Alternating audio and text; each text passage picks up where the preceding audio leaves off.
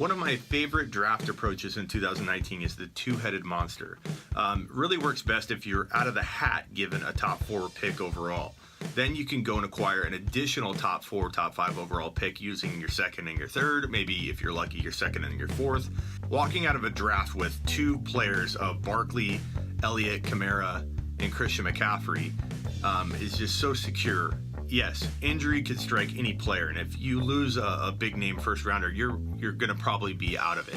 But that would happen even if you didn't do any trading. The two-headed monster this year just feels so much more secure than previous years, so I'm definitely going to try it in several leagues. Now, I won't stop there.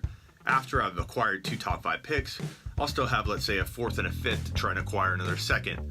I'll even try to trade my 7th and 8th to acquire another 4th or 5th to continue to kick the can down the road, as I've explained in my draft pick trading technique. The art of draft pick trading is essentially taking 2 of your picks and doing a 2-for-1 trade. You're trading 2 picks downstream to help yourself upstream.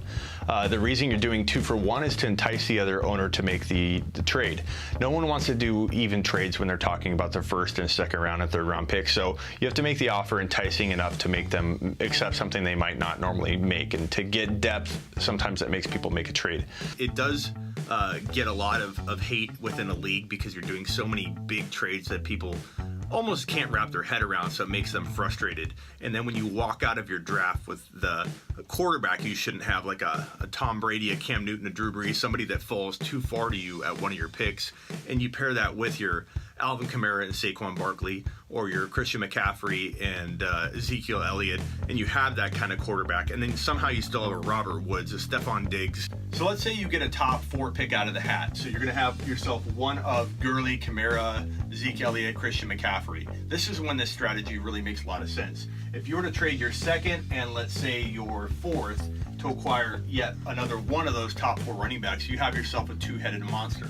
Now, you could take it a step further and trade your 3rd and your 5th and acquire, let's say, another 2nd rounder. You can stop there, or you can take it a step further and move this 2nd rounder all the way up and grab yourself a 3-headed monster approach, something I would do.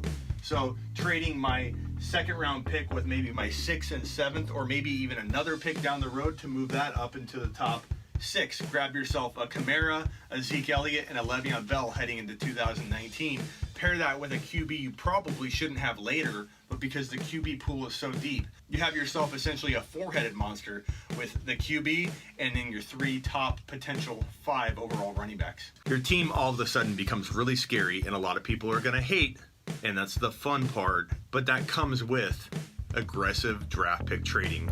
Know that if you're going to partake in what I consider to be one of the funnest parts about fantasy football.